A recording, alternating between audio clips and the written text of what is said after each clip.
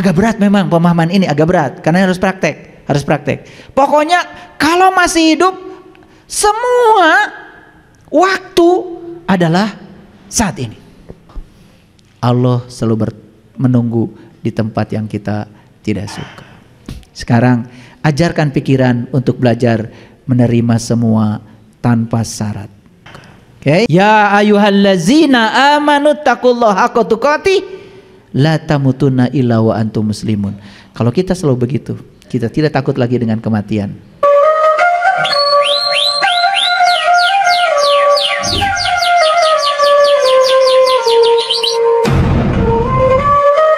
Jadi syarat untuk melakukan kebaikan itu syaratnya kita harus bisa menghadapkan wajah lahir dan batin kita sepenuhnya lillah. Jangan pakai topeng lagi. Itu sebabnya pikiran ini disebutnya juga dasamuka, disebutnya rahwana, penguasa negeri Alengka. Dasamuka loba banget.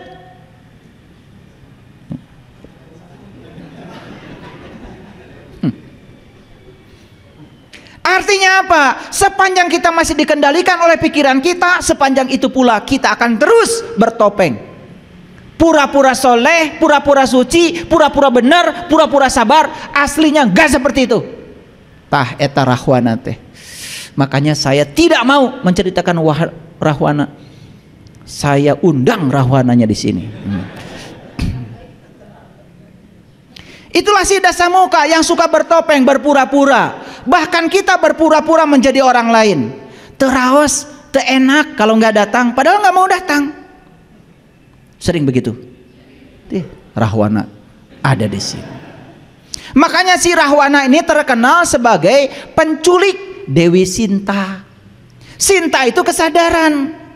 Rama itu siapa? Rama itu diri kita. Nah, diri manusia itu namanya Rama. Makanya Rama pasangannya adalah Sinta. Sinta sering dicuri oleh Rahwana. Sebetulnya itu cerita Ramayana, itu cerita diri kita. Karena kita sering kehilangan kesadaran, dicuri oleh yuwaswisu, pikiran gelap kita. Itulah yang namanya Rahwana. Bertopeng, dasamuka. Sebetulnya wajahnya bukan 10, leuwih loba. Itulah pikiran. Saya kasih tahu para sahabat, sepanjang kalian masih dikendalikan oleh pikiran hidup kalian, sepanjang itu kalian akan terus berpura-pura. Siapa yang sedang ditipu? Dirimu sendiri. Berpura-pura sholat padahal tidak sholat. Begitu Allahu Akbar, pikiran jalan-jalan kemana-mana, terus berpura-pura, tidak bisa ingat kepada Allah. Maaf, terpaksa saya harus bicara begini. Yuk, berhenti berpura-pura, temukan dirimu yang asli. Jangan jadi Rahwana. Jangan terus-menerus mencuri Dewi Sinta. Maka siapapun yang bisa berserah diri seutuhnya, wajahnya lahir batin kepada Allah, maka dia akan bisa melakukan kebaikan. Lihat saya semuanya, lihat kebaikan. Allah mengatakan di Quran, wa ahsin kama ahsanallahu ilaika. Berbuat baiklah kamu sebagaimana aku berbuat baik kepada kamu. Jadi sesuatu dikatakan perbuatan baik apabila mekanisme melakukannya seperti Allah melakukannya kepadamu. Yuk kita periksa sekarang. Apakah kita selama ini melakukan kebaikan? Periksa sekarang. Lihat Allah melakukan kebaikan.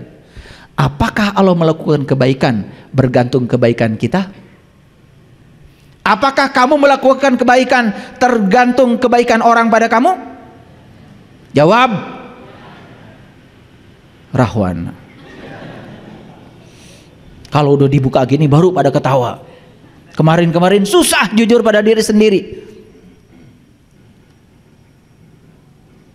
Allah tetap baik walaupun kita tidak baik pada Allah. Jawab. Apakah kamu tetap baik walaupun orang lain tidak baik kepada kamu? Rahwana. Jadi sebetulnya saya tidak salah bicara ini di sini. Ternyata yang hadir ngaraku deh. Gak apa-apa, lebih bagus ngaku daripada kita terus-menerus memojokkan orang. Saatnya kita melihat diri kita yang asli hari ini. Wa ahsin kama ahsanallahu ilaika. Berbuat baiklah kamu sebagaimana Allah berbuat baik kepada kamu. Jadi Allah berbuat baik itu tanpa syarat. Sementara kita berbuat baik selalu pakai syarat. Aku akan setia kepada kamu kalau kamu baik sama aku. Aku akan mencintai kamu kalau kamu terus memenuhi segala kebutuhanku. Pangeretan.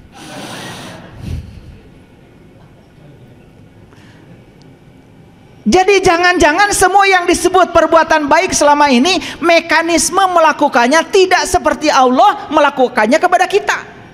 Karena kita terus berpura-pura. Terasa? Kenapa kita tidak bisa muhsinin, tidak bisa menjadi orang baik? Karena kita belum bisa menghadapkan seutuhnya wajah lahir batin kita kepada Allah. Belum aslama, belum Islam. Belum, baru ngaku-ngaku saja. Clear sampai sini? Oke, lanjut. Siapapun yang melakukan kebaikan, maka baginya adalah pahala. Perhatikan, falahu ajruhu, ajrun. Maka bagi dia akan ada ajrun. Saya sudah jelaskan tadi ya. Ajrun itu adalah sang wajibul wujudnya. Ajrun itu adalah zatnya. Jadi sebetulnya pahala yang sebenarnya adalah Allah.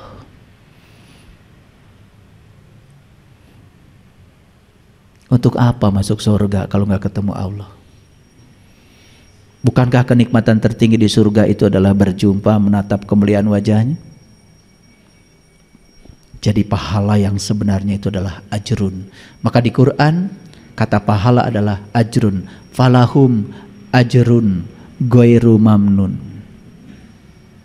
Paham? Oke. Kalau saya bahas ajrun ini nanti perlu waktu 60 SKS. Itu aja dulu, itu dulu. Ya, jangan tanya lebih lanjut dulu ya. Jangan. Karena bagusnya dijawab oleh pengalaman pribadi kita nanti. Jangan dijawab oleh hayalan. Karena setiap pertanyaan kalau jawab, belum tentu jawaban itu adalah atas pertanyaan itu. Oleh karena itu, hati-hati. Sucikan terus pertanyaan. Jangan dikotori oleh jawaban yang keliru. Sucikan terus pertanyaan ya. Oke.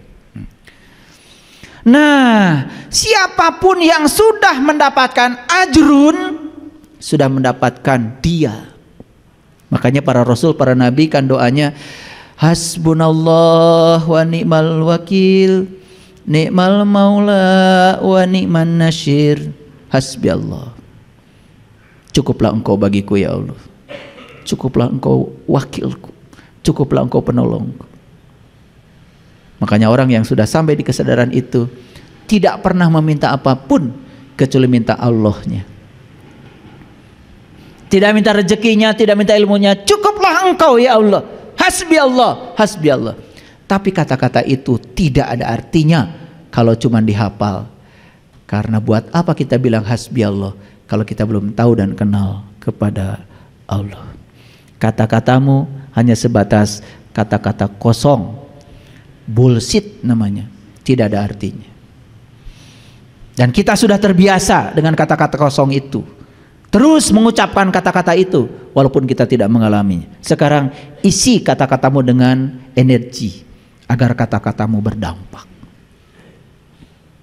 Nah, dua yang akan diraih oleh orang yang sudah berserah diri seutuhnya kepada Allah, sudah dia melakukan kebaikan sebagaimana Allah melakukan kebaikan padanya, tanpa keinginan, tanpa muatan, tanpa syarat, unconditional.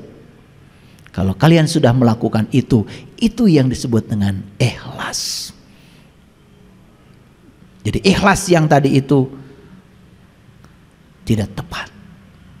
Gak apa-apa sedikit juga, yang penting ikhlas. Ikhlas itu gak ada kata-katanya. Ikhlas itu tidak ada katanya. Kalau masih pakai kata-kata, itu tandanya belum ikhlas. Siapa yang sering mengatakan ikhlas, belum ikhlas. Bahkan yang masih merasakan keikhlasan dalam keikhlasannya, itu saja belum ikhlas. Merasa ikhlas saja itu belum ikhlas. Jadi ikhlas itu artinya sudah lepas, selesai. Makanya tidak pernah ngungkit-ngungkit kebaikan pada orang.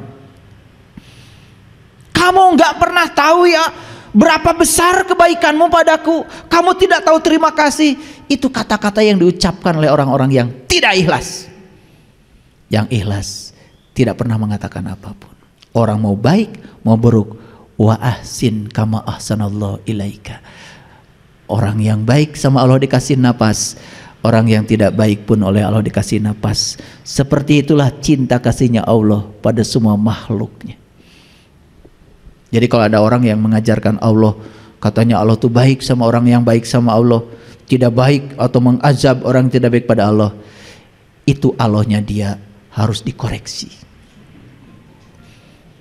Itu bukan Allah yang asli, itu Allah buatan dia. Seperti dia. Dari maksud saya, yaudah. Yang ketawa berarti otaknya cerdas. Ini ketawa belakangan, rada cerdas. Karena tertawanya belakangan. Makanya dua kata Allah, ya, wala khaufun alaihim wala hum yahzanun. Maka orang yang sudah berserah diri kepada Allah, dia sudah bisa melakukan kebaikan sebagaimana Allah melakukan kebaikan padanya. Hasil akhirnya apa? Dia tidak takut, dia tidak sedih. Nah, inilah pintu masuk untuk memasuki pada dunia sains, hasil-hasil riset tentang berserah diri. Jadi kalau baca bukunya David Hawkins tentang letting go, kalau bacanya The Power of Now yang ditulis oleh siapa itu? Siapa? Eckhart Tolle. Wah, itu. Saya belum pernah menemukan penjelasan tentang berserah diri yang masuk akal dan bisa dipraktekkan kecuali dari dua orang itu. Maaf ya, saya sudah baca banyak kitab.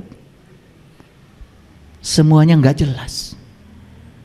Dan maaf ya, jangan tanya mereka yang berdua ini keyakinannya apa. Nanti kalian bingung lagi.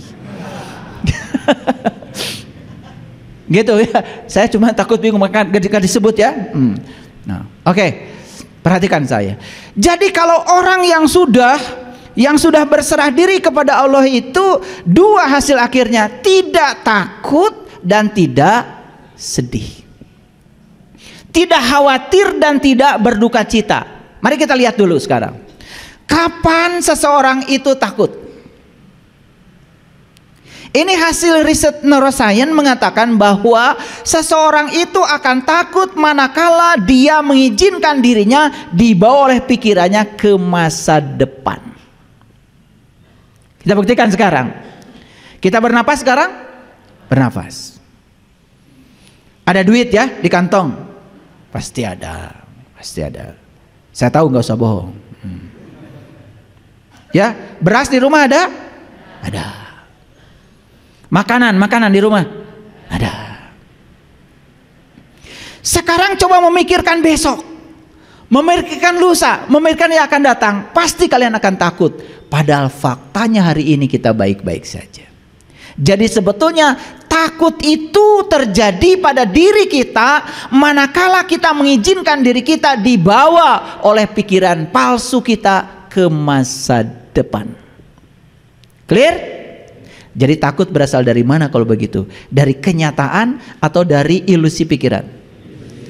Ilusi pikiran. Hari ini ditakutkan, kemarin faktanya hari ini baik-baik saja.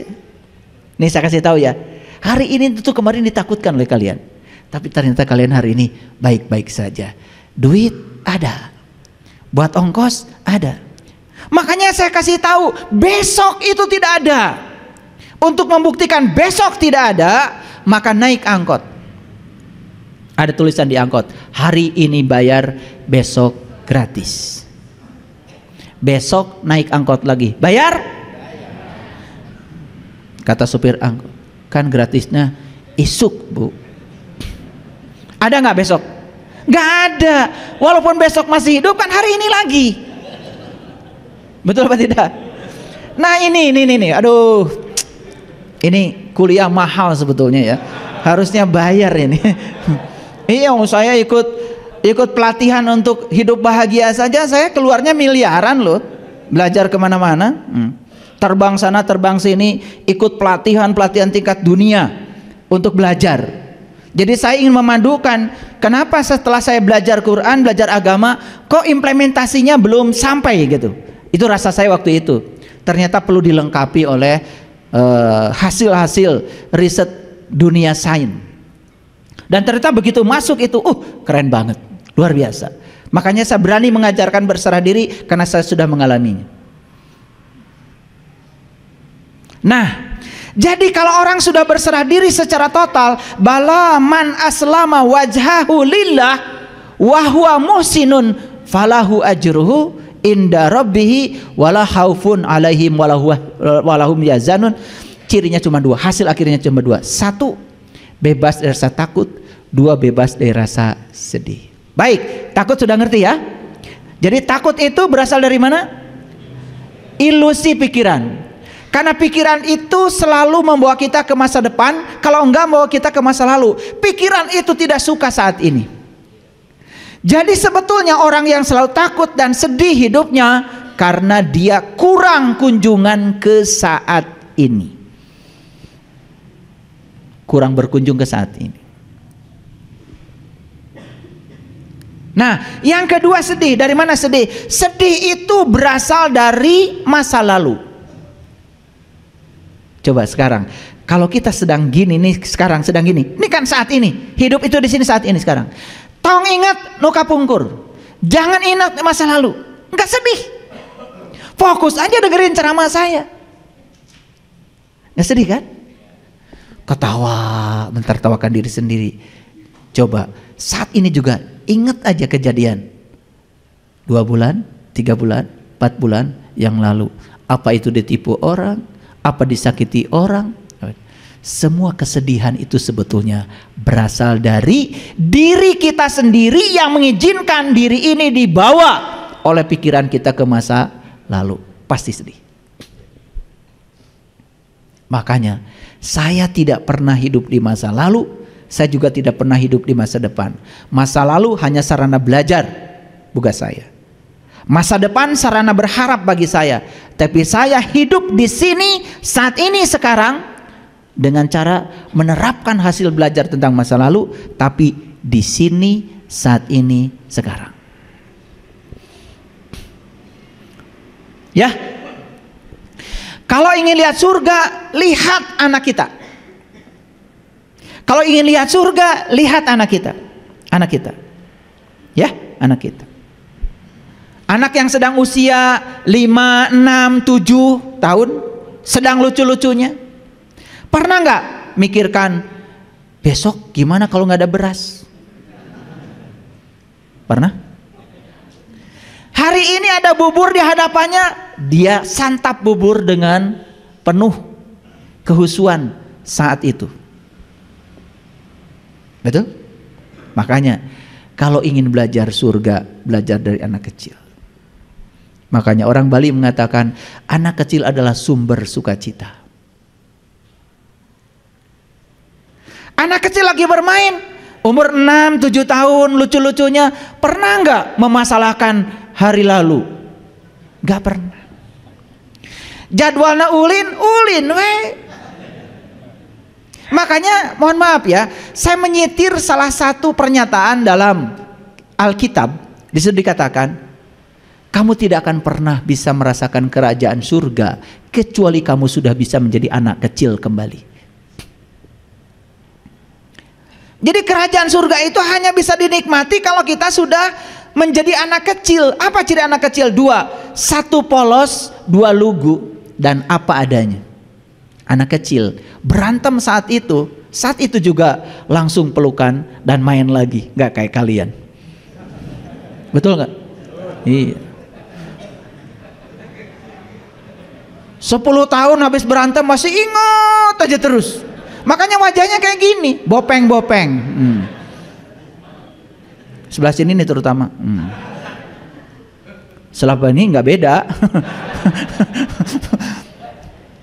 Iya, jika perlu bersumpah, ya, jika saya mati nanti, jangan kau sentuh tubuhku.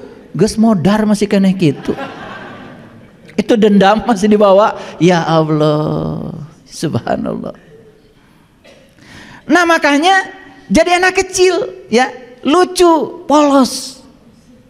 Makanya kalau kita ingin belajar surga, belajar dari anak kecil. Anak kecil itu surganya di sini, saat ini, sekarang. Betul? Tidak memikirkan hari esok, tidak memikirkan masa lalu. Hadir di sini, saat ini, sekarang. Kalau kita totalitas hari ini, besok ditentukan oleh hari ini. Jadi besok itu nggak usah dipikirkan sebetulnya. Isi saja secara total hari ini. Hari ini bisa berbagi, berbagilah. Hari ini bisa nengok tetangga yang sakit, tengoklah. Hari ini bisa memberi senyum pada orang, tersenyumlah. Mewah tersenyum itu. Suatu saat kalian tidak bisa itu lagi. Saya kasih tahu pada semuanya, kalian bisa duduk di tempat ini mewah? Mewah. Karena besok-besok belum tentu bisa duduk seperti ini. Bisa nulis mewah? Mewah. Karena besok-besok tidak mungkin bisa menggerakkan tangan ini lagi. Cuci tangan, merasakan air menyentuh tangan kita, mewah? Mewah. Karena suatu saat air menyentuh tanganmu, kau tidak akan merasakan lagi dinginnya air. Jadi betapa banyak kemewahan yang diberikan semesta kepada kita, kita lupakan. Kenapa? Lagi cuci tangan, pikiran sudah di meja. Gitu maraneh mah. Punten ya, hayang nyiwit. Iya. Lagi makan, pikiran sudah di pasar. Betul? Itulah manusia. Dulu waktu gadis pengen cepat nikah, membayangkan kehidupan ada pikiran anu nipu. Betul? Menikah teh raos mereunanya, kulam teh duaan. Itu. Begitu sudah nikah, pengen cerai. Kieu geuning karasana, kan gitu. Betul? Ya kayak gitu. Terus berburu ke depan. Katanya pengen piknik ke Bali. Dari rumah udah buru-buru, pakai baju buru-buru, sarapan buru-buru, barudak buru-buru atuh hararese. Tuh, rek piknik naon juga gitu. Betul nggak? Celaya tadi di mobil, begitu macet, tit, buru-buru, hayang buru-buru ke airport. Di airport teh, hayang buru-buru naik pesawat. Geus naik pesawat, hayang buru-buru entep deui pesawat teh. Nepi teh ka Denpasar, hayang buru-buru naik bus. Naik bus teh hayang buru-buru ke hotel, di hotel hayang buru-buru ka Kutu, di Kutu hayang buru-buru ka Jimbaran, terus wah hayang buru-buru rek iraha piknik nari maneh.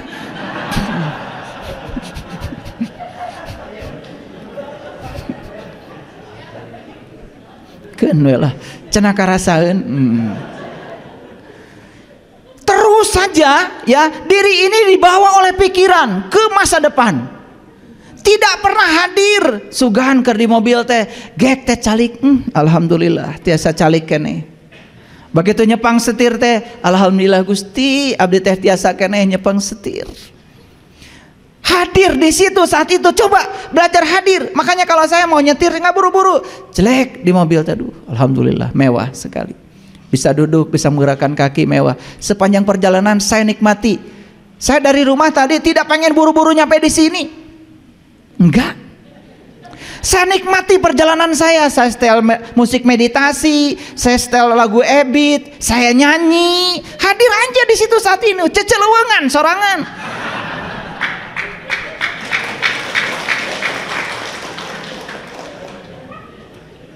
Da maraneh mah teu kitu.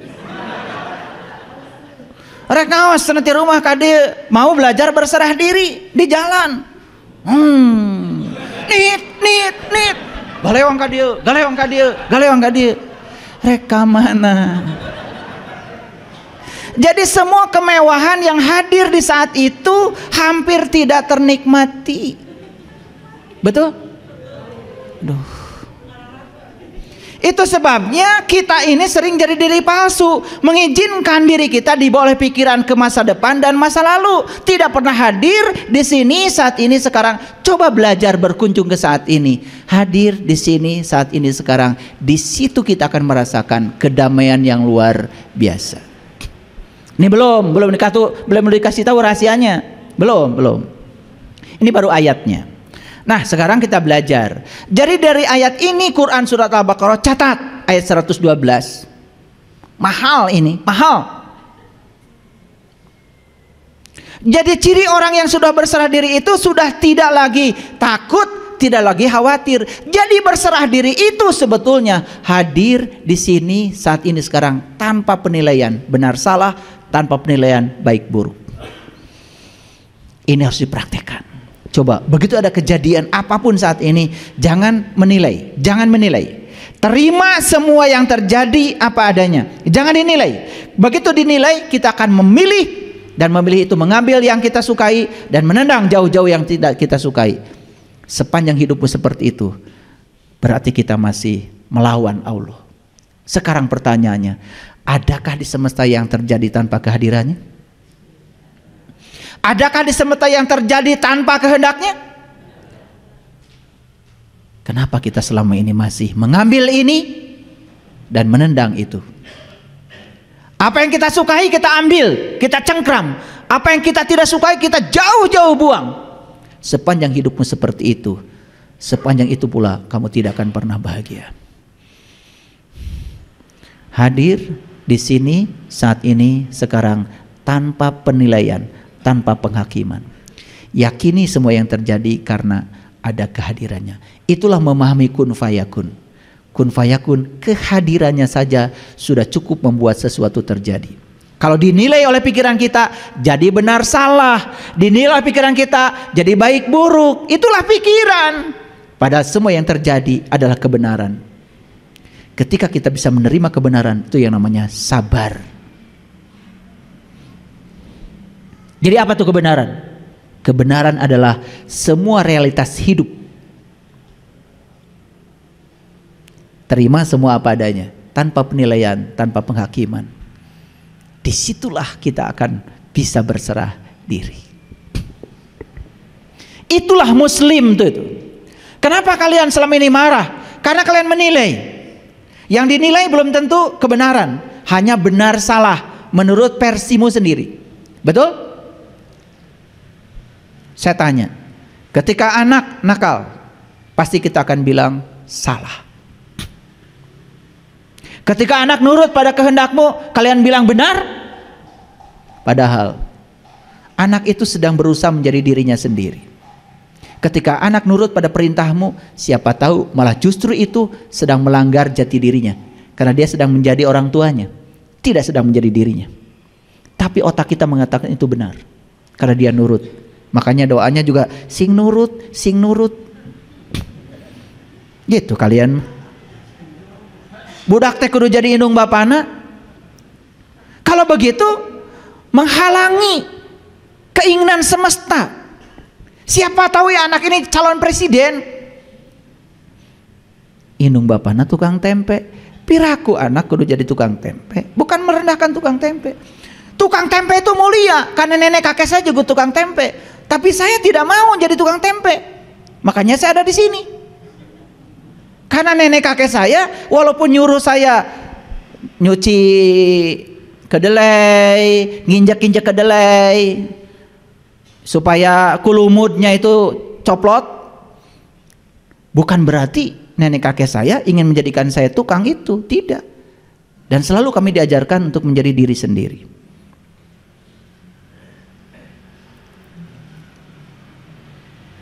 Jangan pernah paksa anak itu harus menjadi seperti kita. Karena apa? Siapa tahu anak disiapkan untuk menjadi lebih dari kita. Paham maksud saya?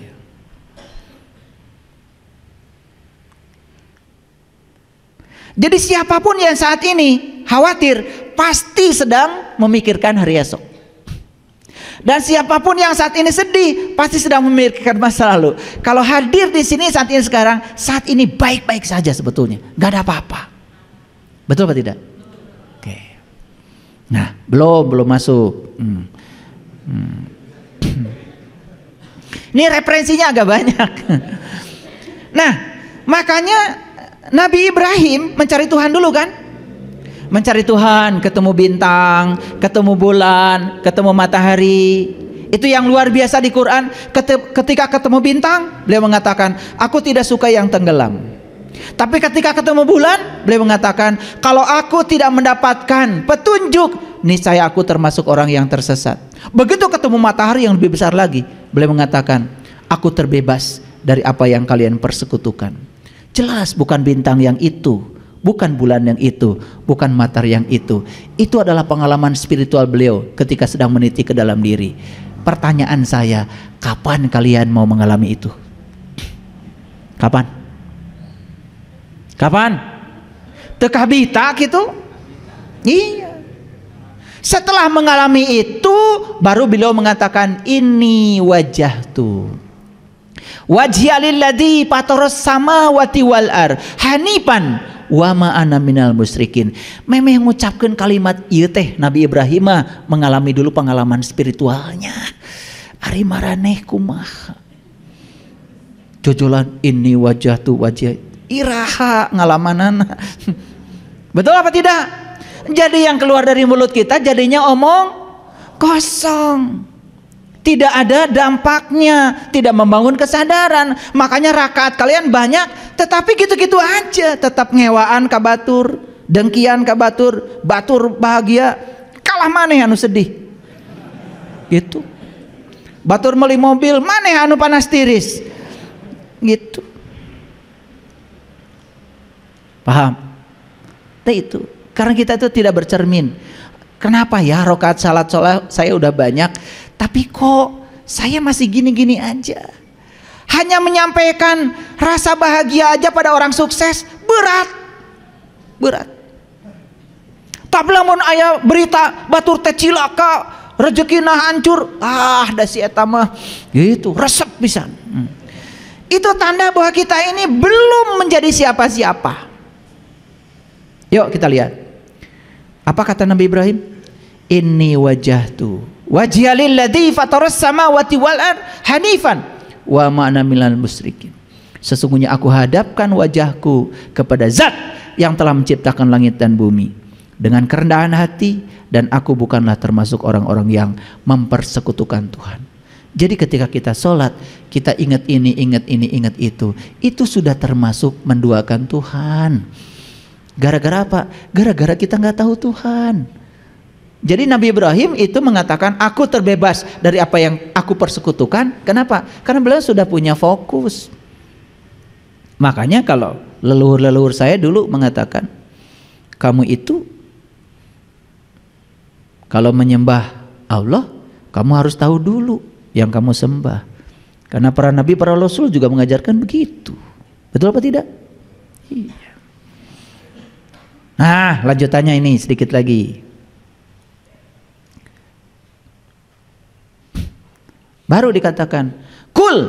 Nah, ini ada kul nih. Jadi kul itu apa artinya? Katakanlah, siapa yang nyuruh? Allah. Nah, Allah itu kalau nyuruh sesuatu pasti sama orang yang sudah mengalami, merasakan. Kalian aja nyuruh ke anak misalnya, sok atuh dongengkeun piknik kamari teh kumaha. Berarti anaknya sudah piknik. Kolot jiga naon. Sok jang caritakeun piknik teh kumaha. Apaan kamari ulah cenah piknikna oge. Dicare kumaha jeung ku bapa. Ari ayeuna di tengah dong piknik. Sanu teh hideungna. Ini saya sedang ngasih pelajaran penting buat kalian. Kenapa di Quran ada kata kul? Kul itu Allah menyuruh kita menceritakan apa yang kita alami, lain anu diapalkeun. Coba di kalimat ini ada kul inna sholati, kul wa nusuki, kul wa mahyaya, kul wa mamati. Jadi ini perintah buat semua orang Atau untuk orang-orang tertentu saja? Hah? Semua? Piraku nutup piknik disuruh ngomong. Kamarana ieu teh tadi saya udah ngeceblek teh tengah lartikan wae. Teu piknik disuruh ngomong. Kalau tiga naon nu kitu. Perhatikan, kul itu hanya untuk orang yang sudah mengalami. Saya tanya, betul nggak sholatmu itu untuk Allah? Katanya buat pahala. Katanya pengen dapat surga. Katanya takut neraka. Itu Tuhanmu. Kartos. Sok, rek seuri deui.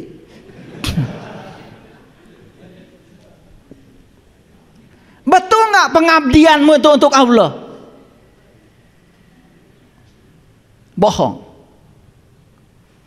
Buktinya kamu masih mencari uang.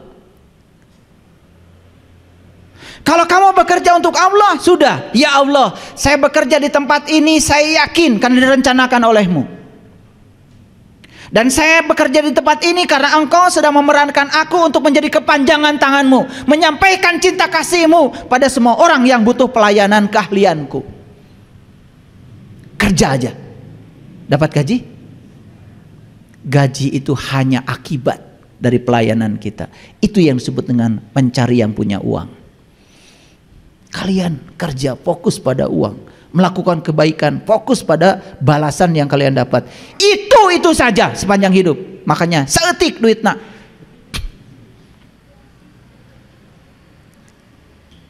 Hutang loba. Saya ngelihat ke sini karena yang sini kayaknya rada loba hutangnya.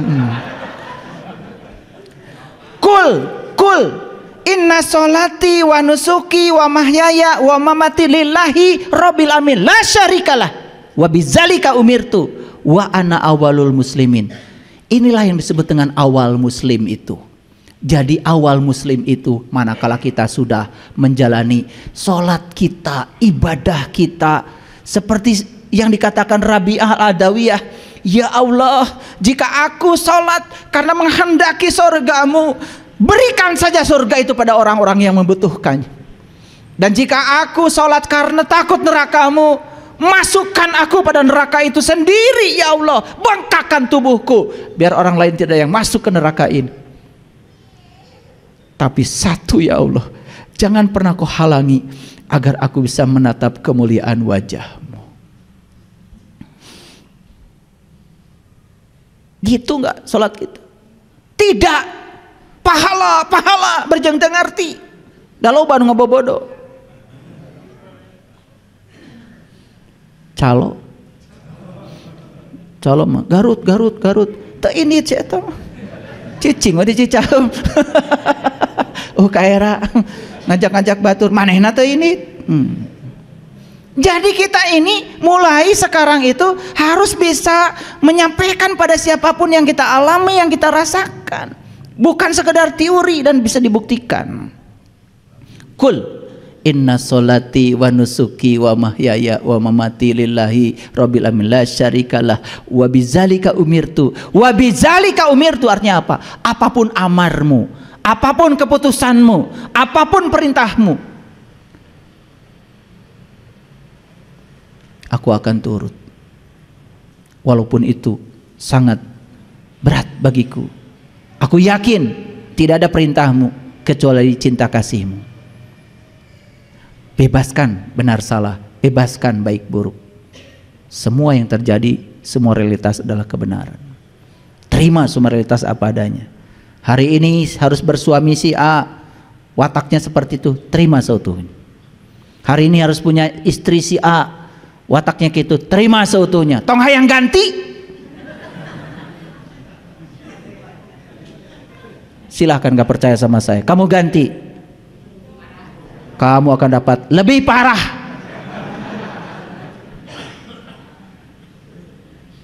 Itu remedial namanya.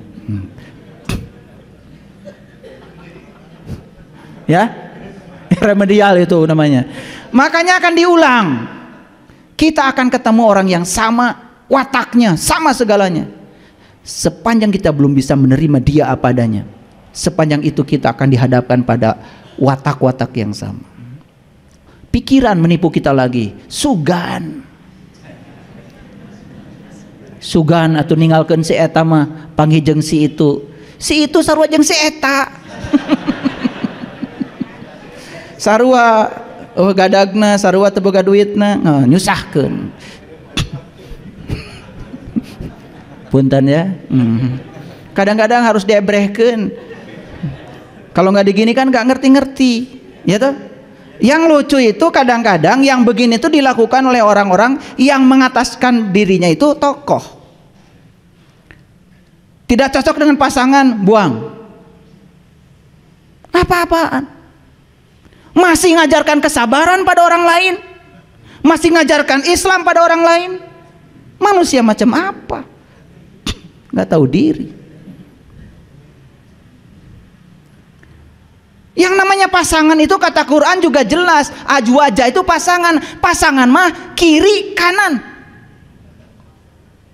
Gak pernah kalian beli sendal kanan-kanan, gak pernah beli sendal kiri-kiri, labuh.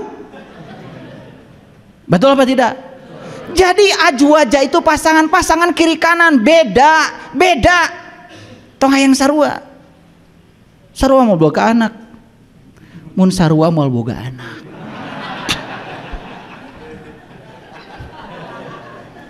Sugan kaartieun. Betul apa tidak? Iya. Jenis kelaminnya berbeda, secara fisiologi berbeda, cara berpikir berbeda, pendidikan berbeda, dibesarkan di keluarga yang berbeda, sukunya berbeda, adat istiadat berbeda. Ari maneh hayang sarua, melanggar hukum alam, tong hayang kawin atuh. Jadi nikah itu adalah latihan menerima dan menghargai perbedaan. Karena kita memang beda, disekasurkan ku Allah teh supaya diajar menerima dan menghargai bahwa kamu beda. Itu yang akan menumbuhkan kedewasaan. Begitu beda, ganti. Beda deui, ganti. Aduh, meni babari. Dasar si eta. Ini yang disebut dengan muslim. Muslim itu sudah berserah diri, menerima semua realitas apa adanya. Lihat saya semuanya. Jangan menilai baik buruk. Semua yang terjadi adalah kebenaran. Kekurangan pasangan kita, cara kita untuk dilatih menyempurnakannya. Ketidaksabaran pasangan kita, supaya kita belajar sabar. Dan belajar sabar baru sukses sama orang yang tidak sabar. Nggak akan bisa belajar sabar sama orang sabar, nggak bisa. Harus sama orang yang tidak sabar. Kahartos ente? Cing malikir atuh. Kita tidak akan pernah bisa belajar diam sama orang yang diam. Kita hanya akan bisa belajar diam sama yang cerewet. Coba. Jadi kalau pasangan mau cerewet, terima, ya Allah, berarti saya disuruh banyak belajar diam. Dah tiap rek ngomong si eta deui nu ngomong behak waktu. Ngerti maksud saya? Kan bagus. Nah, bagus dan buruk itu adanya di sini, sudut pandang. Itu. Jadi belajar dari Nabi Ibrahim. Nah, jadi sekarang saya akan jelaskan sama kalian apa sih rahasia berserah diri. Perhatikan kata demi kata. Penentu utama masa depan kita adalah kualitas kesadaran kita saat ini. Setuju? Penentu masa depan kita adalah kualitas kesadaran kita saat ini. Makanya tingkatkan kualitas kesadaran dari hari ke hari. Itu menentukan masa depan. Saya bicara kesadaran, bukan bicara kebaikan. Kesadaran yang paling utama. Karena tidak ada kebaikan tanpa kesadaran. Yang kedua, penentu utama kualitas kesadaran saat ini adalah berserah diri. Karena berserah diri adalah hal terpenting yang akan membawa perubahan positif dalam hidup kita. Lanjut. Pelan-pelan ya. Ini kesimpulan akhirnya. dapat dipastikan bahwa tidak akan ada tindakan positif yang sejati yang akan terjadi dari keadaan kesadaran tanpa penyerahan diri. Tidak akan ada tindakan positif yang sejati. Kata Allah tadi, wa ahsin kama ahsanallahu ilaika. Kalau tidak ada keadaan kesadaran yang tidak didasari oleh penyerahan diri. Makanya tadi ayatnya, kalau kamu bisa berserah diri, baru kamu bisa melakukan kebaikan. Betul? Dan jika kamu sudah berserah diri, kamu akan terbebas rasa takut dan khawatir. Jadi kita tidak akan diombang-ambing oleh pikiran ke masa depan dan masa lalu. Akan selalu hadir di sini, saat ini, sekarang. Itulah the power of now. Kekuatan saat ini. Luar biasa. Lanjut. Berserah diri bukanlah kekalahan. Berserah diri bukanlah angkat tangan. Berserah diri bukanlah gagal bangkit menghadapi tantangan kehidupan karena kemalasan. Bukan berserah diri itu. Itu namanya menyerah. Berserah diri itu apa sesungguhnya? Berserah diri adalah bertahan secara pasif dalam menghadapi berbagai situasi yang kita jumpai. Berserah diri bukanlah bertahan secara pasif dalam menghadapi berbagai situasi yang kita jumpai dan tidak berbuat apa-apa tentang itu. Jadi kalau kita tidak berbuat apa-apa ketika ada situasi, itu bukan berserah diri. Itu namanya menyerah. Berserah diri bukanlah berhenti membuat rencana melakukan tindakan positif. Jadi orang sering mengatakan, tosweh nampi. Itu bukan berserah diri. Jadi berserah diri itu bukan itu. Berserah diri merupakan kebijaksanaan sederhana namun sangat mendalam, yaitu tentang kelenturan yang memilih tidak melawan arus kehidupan. Nih dikasih tanda merah oleh saya. Jadi berserah diri itu adalah tentang kelenturan yang memilih tidak melawan arus kehidupan. Jadi bukan berarti kita menerima semuanya, bukan. Kita lentur, coba perhatikan lentur. Kalau kursi saya lentur, saya pukul, tangan saya nggak apa-apa. Tapi kalau kaku kayak gini, saya pukul, tentu saya berdarah-darah tangan saya. Semua yang kaku dan tidak lentur akan menyakiti. Dan semua yang lentur itu selalu membawa kelenturan sendiri. Kalian naik sepeda motor karena ada shock breaker, lentur. Jalan jelek pun dibantu. Kalian naik mobil, makin mahal mobilnya, makin lentur. Shock breakernya makin bagus. Shock breaker artinya peredam kejut. Kemudian disebut oleh orang pada umumnya sebleker. Jadi kalau saya pergi ke toko owner deal cari shock breaker, bilangnya nggak ada pak. Saya ganti, Ari sebleker ayah pak ayah. Nah. Jadi kadang-kadang kita harus ikutan, nggak apa-apa demi komunikasi. Saya beli idle arm, yaitu penghubung antara setir dengan tie rod. Idle arm, tuh ayah pak. Eta ping-ping hayam, ayah pak, ayah. Kebetulan idle arm tuh bentuknya kayak paha ayam, jadi saya sebut ping-ping hayam, ayah. Itu bahasa pasar itu namanya. Nggak apa-apa, lentur saja, jangan mung meli kata toko eta mah teu ngarti shock breaker aya ge sebleker, kamu kaku, menyakiti diri sendiri, mual beres ngomain mobilnya. Jadi sebetulnya berserah diri ini tentang kelenturan. Kita harus lentur, harus fleksibel, memilih tidak melawan arus kehidupan. Jangan melawan arus. Jangan melawan arus. Ya? Oke, belum selesai. Satu-satunya tempat di mana kita bisa mengalami arus kehidupan adalah saat ini. Betul? Jadi berserah diri adalah menerima saat ini tanpa syarat dan keberatan. Itu berserah diri. Beda dengan yang selama ini kita tahu. Sering orang menyampaikan pada kita, ayo berserah diri. Tetapi mekanismenya seperti apa? Ternyata berserah diri adalah menerima saat ini tanpa syarat dan keberatan. keberatan. Nih, lihat saya. Sekarang kita sedang hidup saat ini. Nanti pulang dari sini, kalau ke rumah, pasti akan ketemu saat ini juga.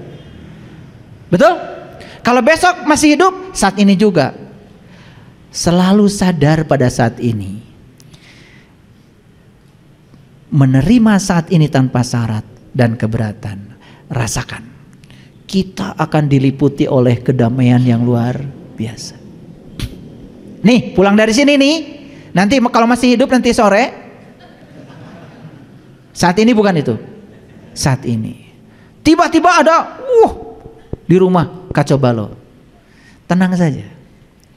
Terima saat ini tanpa syarat. Jangan ada keberatan. Terima aja, terima. Coba rasakan. Ini sangat dahsyat sekali. Makanya kenapa saya selalu tenang dimanapun, situasinya apapun, saya pakai ilmu yang sesederhana ini. Saya menerima semua orang tanpa syarat. Saya menerima semua peristiwa tanpa syarat. Bahkan saya ketemu dengan orang yang jahat pada saya pun, saya terima dia tanpa syarat. Tidak pernah saya bahas masa lalunya, tidak. Saya terima dia saat ini, kan saat ini sedang papangi. Yang sudah terjadi mah itu baheula. Dan kalau kita mengizinkan kita ke yang dulu, maka kita akan menolak saat ini. Begitu menolak saat ini, kita melawan arus.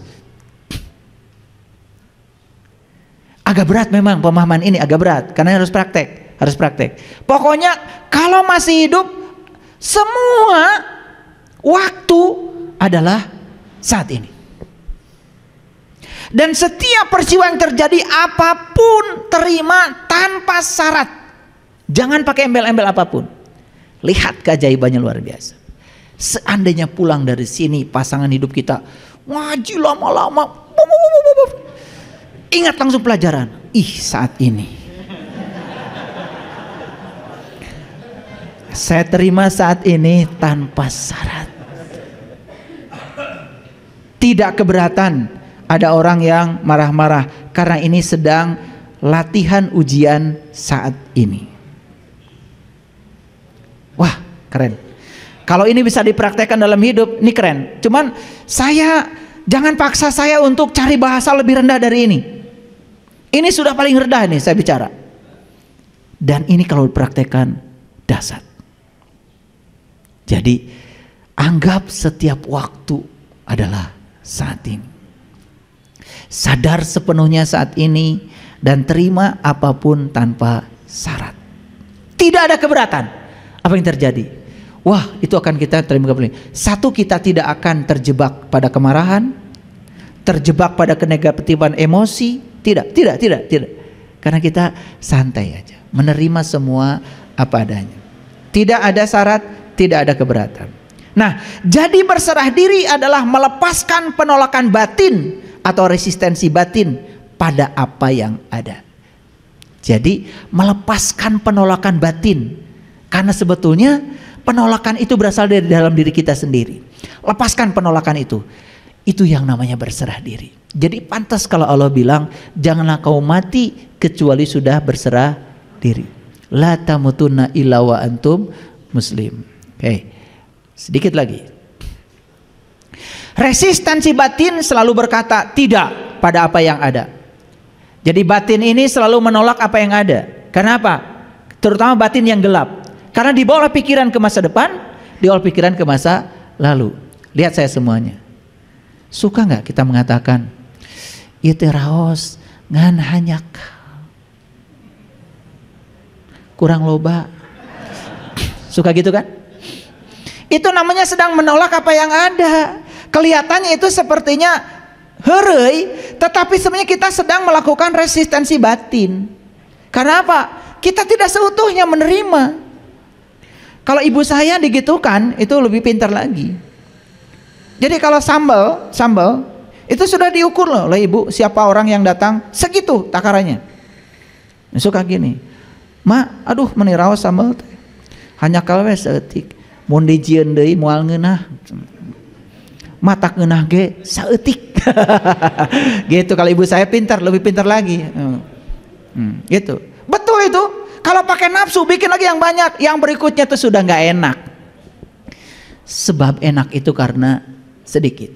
Yang berikutnya ibu saya mungkin sudah diperintah, tapi yang awal itu ibu saya ingin memberi. Jadi cinta itu beda di situ. Yang berikutnya sudah ada tuntutan. Makanya kalau ibu saya digitukan, nggak nyambal lagi. Ngaleo saya ke kamar, gelem. Itu sampai sekarang. Pendidikan itu terasa di saya. Jadi oleh karena itu jangan pakai kalau, jikalau, jangan. Meskipun atau misalkan coba ya, gitu. Coba jangan begitu. Kespuku kajadian kieu. Coba jangan begitu. Itu kita sedang menghujat, kita sedang demo, kita sedang protes. Artinya kita sedang tidak bisa menerima apa yang ada apa adanya. Coba sekarang belajar menerima semua saat ini apa adanya tanpa syarat. Wah, kalau dipraktekkan ini ibu bapak luar biasa. Luar biasa. Bahkan semua orang menjadi sangat nyaman dengan kita. Karena tidak ada penghakiman, tidak ada kemarahan, tidak ada juga menyalahkan, tidak ada penyesalan. Maka saya pernah mengajarkan 7 jangan. 1, jangan suka menyesali keadaan. 2, jangan suka memikirkan sesuatu yang sulit untuk diubah. Apa itu? Masa lalu. 3, jangan memikirkan hari esok yang tidak-tidak. Itu masa depan. Yang keempat, ya, jangan tersinggung dengan hal-hal yang sepele. Yang kelima, jangan iri hati. Yang keenam, jangan hidup dengan pembanding. Jangan pernah bandingkan diri kita dengan siapapun. Yang ketujuh, jangan menganggur. Jangan menganggur, karena orang yang menganggur itu sok sagala kepikiran. Gawe mas sagala lagi jadi masalah. Makanya titipkan ya tugas pada orang sibuk, pasti selesai. Jangan titipkan tugas pada orang yang banyak waktu, sering menunda. Oleh karena itu, masalah semua berasal dari penundaan. Karena kalian waktunya terlalu banyak. Sibukkan diri. Sibuk. Resistensi batin itu akan menjadi nyata ketika berbagai hal menjadi berserba salah. Akibat adanya kesenjangan antara tuntutan atau harapan yang kaku dari pikiran kita. Jadi, begitu kita terus menerus ya. Kenyataannya begini, pikiran pengennya begitu. Kenyataannya begini, pikiran pengen begitu. Terjadi perang terus menerus. Terjadi kesenjangan yang luar biasa. Akibatnya sulit menerima yang ada. Sekarang ajarkan pikiran untuk belajar menerima semua tanpa syarat. Oke? Ngerti sekarang berserah diri? Berserah diri adalah menerima saat ini apa adanya, tanpa syarat, tidak ada keberatan, apapun yang terjadi terima saja. Jadi bukan berarti kita tidak melakukan perubahan terhadap itu. Tetap melakukan perubahan, tetap melakukan tindakan positif, tetapi yang paling utama adalah terima dulu tanpa syarat. Jadi kalau besok mati sudah berserah diri, lusa mati berserah diri, setahun yang akan datang mati sudah berserah diri, karena semua adalah saat ini. Nah, kalau saya bahasakan, ini bahasanya para psikolog ini, hasil riset ini, wah bahasanya luar biasa, pakai skala emosi dan lain-lain. Ini saya sederhanakan dalam bahasa yang gampang dicerna. Jadi berserah diri, ingat ya, begitu ada peristiwa langsung saat ini, di sini, sekarang. Walaupun tidak mengenakan, saya terima semua hal apa adanya. Tidak pakai syarat apapun, tidak ada keberatan apapun. Latih diri, lama-kelamaan kita akan menjadi sangat mudah menerima kenyataan hidup, terutama yang kita tidak sukai. Dan ternyata yang luar biasa, Allah selalu menunggu di tempat yang kita tidak suka. Hebatnya. Jadi kenapa kita sampai hari ini susah sekali ketemu dia? Karena dia dihalangi oleh kita sendiri. Yang kita sukai saja yang kita ambil, yang kita tidak sukai tidak kita ambil. Padahal dia menunggu di tempat yang kita tidak suka.